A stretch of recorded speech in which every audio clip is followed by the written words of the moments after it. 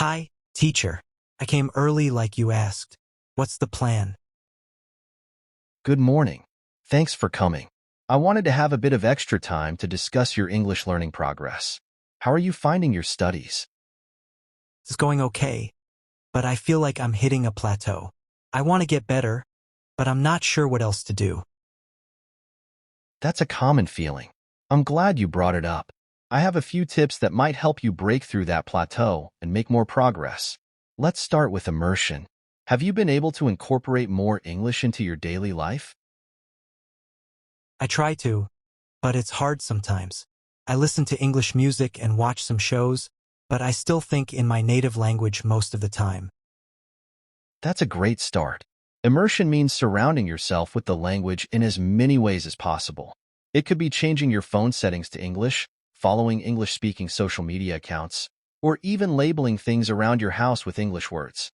The goal is to create an environment where English is present in everyday situations, so you start thinking in English too.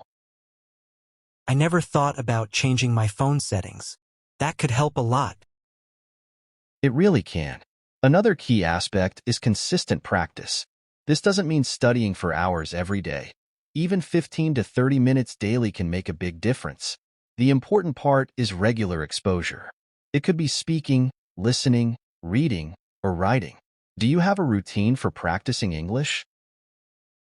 Not really. I just do a bit here and there when I have time. That's understandable, but having a set routine can help you stay on track.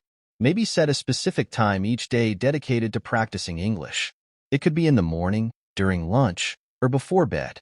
Find what works best for you and stick to it. I'll try that. Setting a schedule might help me be more consistent. Absolutely. And remember, using a variety of learning resources can keep things interesting. Have you explored different materials like podcasts, books, apps, or online courses? I've mostly been using apps and watching videos, but I haven't tried books or podcasts much. It's good to diversify your learning tools. Podcasts are excellent for improving listening skills and can be listened to on the go. Books, especially graded readers for learners, can help with vocabulary and reading comprehension. There are also interactive websites and language exchange platforms where you can practice speaking with native speakers. I think I'll start with podcasts. They sound like a convenient way to practice. Great choice. Also, don't be afraid to make mistakes. They're a natural part of the learning process. Seeking feedback is crucial, whether it's from teachers, friends, or language exchange partners. Constructive criticism helps you understand your mistakes and learn from them. I do get nervous about making mistakes, especially when speaking. That's completely normal. Remember, everyone makes mistakes when learning a new language. The important thing is to learn from them and not let them discourage you. You might also want to try recording yourself speaking and then listening to it. This can help you identify areas for improvement and get more comfortable with your voice in English. I hadn't thought of that. It might be weird at first, but it sounds helpful. It can be a bit strange at first, but it's a valuable tool. Another tip is to practice mindfulness while learning. This means being fully present and focused during your study sessions. Try to minimize distractions like phone notifications or background noise. When you're concentrating fully, you'll retain more information and make the most of your study time. I'll definitely try to create a better study environment. Sometimes it's hard to focus with everything going on. It can be challenging, but creating a dedicated study space can help. And speaking of making learning enjoyable, have you tried language learning games? Not really.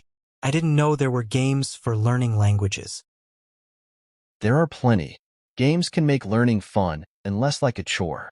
They often involve interactive activities that reinforce vocabulary and grammar. You can find games in apps, websites, or even traditional board games adapted for language learning. That sounds like a fun way to learn. I'll look into it. It's a great way to mix things up. Also, setting specific language learning challenges can keep you motivated. For example, challenge yourself to learn 10 new words a day, have a full conversation in English once a week, or watch a movie without subtitles. Challenges can push you out of your comfort zone and accelerate your learning. I like the idea of setting challenges. It gives me something concrete to aim for. Exactly, and remember to celebrate your achievements, no matter how small. Every step forward is progress. Whether it's understanding a new phrase, completing a book, or feeling more comfortable speaking, acknowledging these moments can boost your motivation and confidence. It's easy to forget to celebrate the little things, but I'll try to appreciate my progress more. It's important to recognize how far you've come. Language learning is a journey, and every bit of progress is a reason to celebrate. And if you ever feel stuck or need more tips, don't hesitate to ask. There are so many resources and strategies out there. It's all about finding what works best for you. Thank you so much, teacher. This conversation has been really helpful. I'm feeling more motivated and have a better idea of what to do next. I'm glad to hear that.